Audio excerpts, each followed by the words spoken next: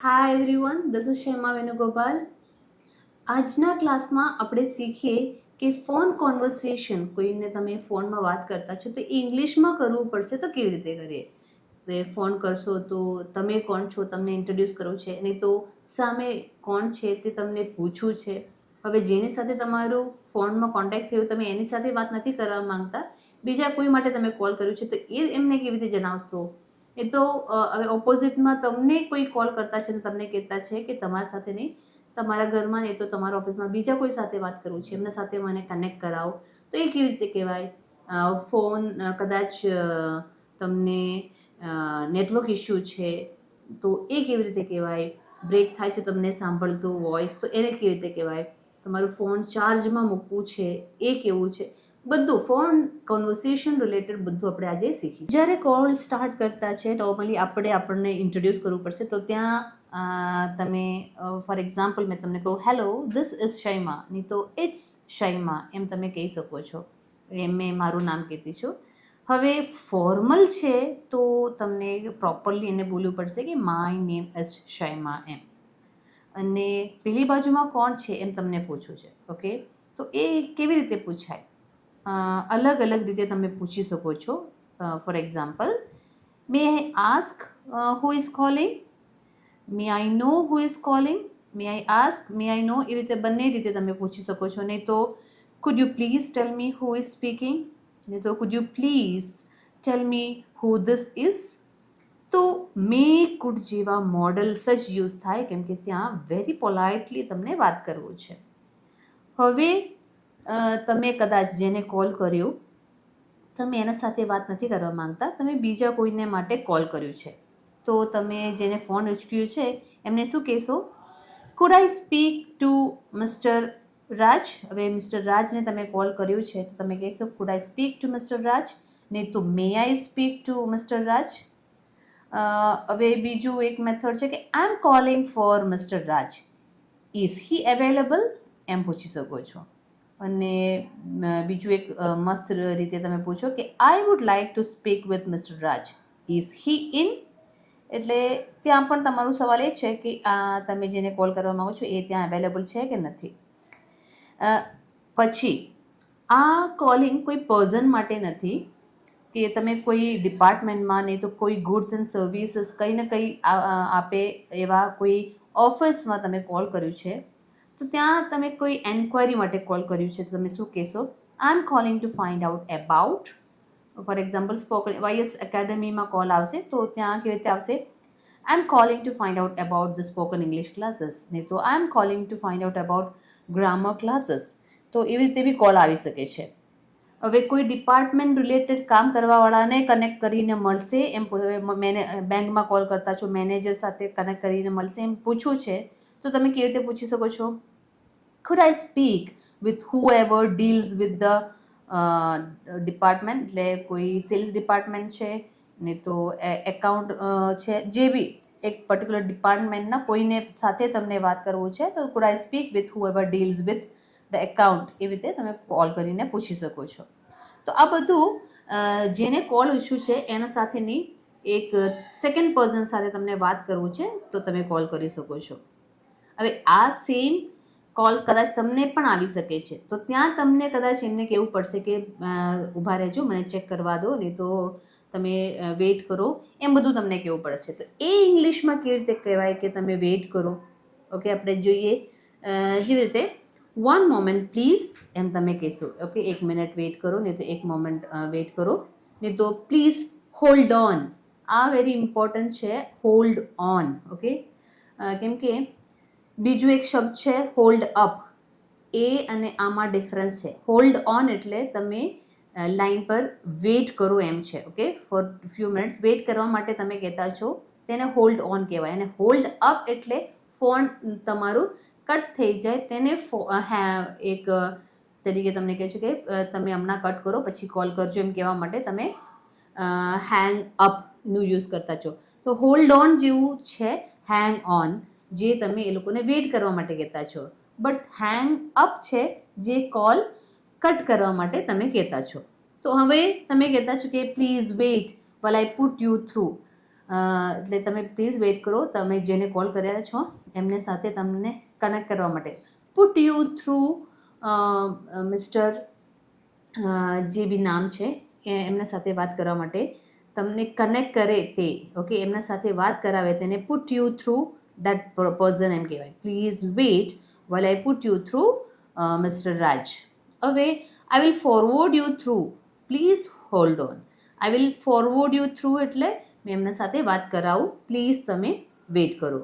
હવે બીજું એક મેથડ છે વેરી પોલાઇટલી કહેવા માટે would you mind holding for a moment while I check. Would you mind holding. તમને ખોટું તો નહીં લાગશે ને, તમે 1 મિનિટ વેઇટ કરશો, મેં ચેક કરું ત્યારે સુધી, એમ કહેવા માટે for a moment while I check. તો આ બધા સિચ્યુએશન એવામાં કે તમે જે પર્સનને એ લોકો કહેતા છે એ પર્સનના સાથે વાત કરવા માટે એમને વેઇટ કરવા કહેતા છો 2 મિનિટ માટે, નહીં તો ફ્યુ સેકન્ડ્સ માટે વેઇટ કરવા કહેતા છો, એના માટે હતું. હવે એક થેન્કફુલ વે તમારું એ લોકોને એપ્રોચ જોઈએ કે એ લોકો વેઇટ કરતા છે તમે કીધું એટલે. તો ત્યાં થેન્કફુલી એ લોકોને કેવી રીતે કહી શકાય કે તમે આટલું વેઇટ કર્યું એના માટે થેન્ક યુ, તમને મેં કનેક્ટ કરું છું, એમ કહેવા માટે આપણે શું કેવી રીતે વાત કરી શકીએ. For example, thank you for holding. Okay, for mister Raj is available. I will forward you on. I will forward you on એટલે મેં તમને એમના સાથે વાત કરાવું, એમ જ મિનિંગ આવે છે. Thank you for holding, he is available. I will forward you on એમ કહી શકો છો. બીજું તમે કહી શકો છો કે please hold the line. Okay, please hold the line while I transfer you. while I transfer you એટલે અમુક જગ્યા પર તમને ઓફિસર્સ સાથે વાત કરાવવા માટે કોલ્સ, ઓકે, ડાયવર્ટ કરીને મૂક્યું હોય, નહીં તો એપોઇન્ટમેન્ટ લઈને કોલ જતું હોય, તો એવી રીતે હોય તો please hold on the line while I transfer you એમ કહી શકે છે. બીજું થેન્ક યુ ફોર હોલ્ડિંગ એ તો thank you for waiting, thank you for your patience, કેમ કે સામેવાળાને તમે ફ્યુ મિનિટ્સ માટે વેઇટ કરાવ્યું એના માટે તમને થેન્ક યુ કેવું સારું પડે. હવે કદાચ એ જેને કોલ કરવા માંગે છે એમના સાથે તમે વાત નથી કરાવી શકતા, તો રીઝન અલગ અલગ હશે, તો પણ એ તમને કેવું છે તો તમે કેવી રીતે કહી શકો છો. ઓકે, એ ત્યાં અવેલેબલ નથી. ઓકે, હી નહીં તો શી. હવે મિસ્ટર રાજની આપણે વાત કરીએ તો he is not in at the moment. He is not in at the moment. તો એના સિવાય તમે શું કરી શકો કે તમે મને એક મેસેજ આપી દો એમ કહી શકો છો. મે આઈ ટેક અ મેસેજ, નહીં તો would you like to leave a message. તમે એમના માટે એક મેસેજ મૂકવા માંગો છો. Okay, would you like to leave a message, નહીં તો may I take a message. Sorry, he's engaged right now. Okay, he is otherwise engaged right now, so would you like to leave a message. નહીં તો he is in another call, shall I get him to call you back. તો આ પણ તમે કહી શકો છો કે તમને એ બીજા કોલમાં એંગેજ છે, તમને પછી કોલ કરવા કહું તો ચાલશે. અધરવાઇઝ તમે એ જે બી પર્સન છે એ અવેલેબલ નથી, he is not available at the moment. Now would you like to hold or call back later. તમે હમણાં હોલ્ડ કરી મૂકશો કે પછી કોલ કરશો. તો આ બધી રીતે કનેક્ટ કરવા માટે જેટલું મોડું થાય છે નહીં તો તમે કનેક્ટ નથી કરાવી શકતા જે સેકન્ડ પર્સન્સ છે, તો એના માટે આવી રીતે તમે કમ્યુનિકેશન કરી શકો છો. અને સાથે જે કોલ કરતા છે એમને કનેક્ટ નથી થયું તો એ શું કહી શકે છે કે પછી કોલ કરવા કહેજો. ઓકે, તો એ કેવી રીતે કહેવાય. could you please tell Mr. Raj to call. Okay, could you please tell Mr. Raj to call. તો તમે તમારું નંબર આપી શકો છો કે માય નંબર ઇઝ, જે બી તમારો ફોન નંબર છે એ ફોન નંબર તમે કહી શકો છો. અધરવાઇઝ તમે કહેવાના છો કે તમે કોલ કરશો પછી I will call back later એમ તમે કહી શકો છો. એન્ડ બીજું એક ઓપ્શન છે કે તમે કહેશો કે વાંધો નથી, મેં એમને પછી મેલ મોકલાવીશ. ઓકે, તો thanks for your help, I will send him an email એમ તમે કહી શકો છો. એન્ડ બીજું પ્રોબ્લેમ આવે કે તમે જ્યારે ફોન નંબર કહેતા છો કેમ નહીં તો તમારું નામ એમને કહેતા છો તો કદાચ નેટવર્ક ઇશ્યુને લીધે તમારું વોઇસ એમને પ્રોપરલી સંભળાતું નથી, ને તો જે તમને કોલ કરતા છે એ તમને નંબર આપતા છે તમને નથી સંભળાતું, તમે કેવી રીતે કહી શકો છો. Okay, sorry, you are breaking up a bit. Could you please say that again? પાછું તમે રિપીટ કરશો એમ કહેવા માટે પ્લીઝ સે દેટ અગેન એમ કહી શકો છો. નહીં તો આઈ didn't catch that, I didn't catch that એટલે મને સમજમાં નહીં આવ્યું, પ્લીઝ સે ઇટ અગેન. હવે સ્પેલિંગ છે અને તો નંબર્સ છે એટલે can you spell that for me please, can you spell that for me. પાછું તમે રિપીટ કરશો, મિનિંગ તો સેમ જ છે, can you repeat that please એમ કહેવા માટે જ આ બધું રિપીટ થાય છે. હવે ત્યાં વોઇસ કદાચ લાઉડર નથી, એ તમને કેવું છે કે થોડું જોરથી બોલો, food you speak a little louder please. Okay, તો નેટવર્ક ઇશ્યુ છે, the line is very bad, food I call you back. તો આ બધું તમારું વોઇસ બ્રેક થાય છે ને, તો નેટવર્ક ઇશ્યુ લીધે તમને સંભળાતું નથી, તો તમે એમને જાણકારી આપી શકો છો. Your voice is breaking up, એ તો you had a bad connection, you had a poor connection, bad connection એમ કહી શકો છો, એટલે નેટવર્ક ઇશ્યુ છે એમ જણાવવા માટે. હવે મેં તમને જેવી રીતે કીધું કે હેંગ ઓન અને હેંગ અપનો ડિફરન્સ.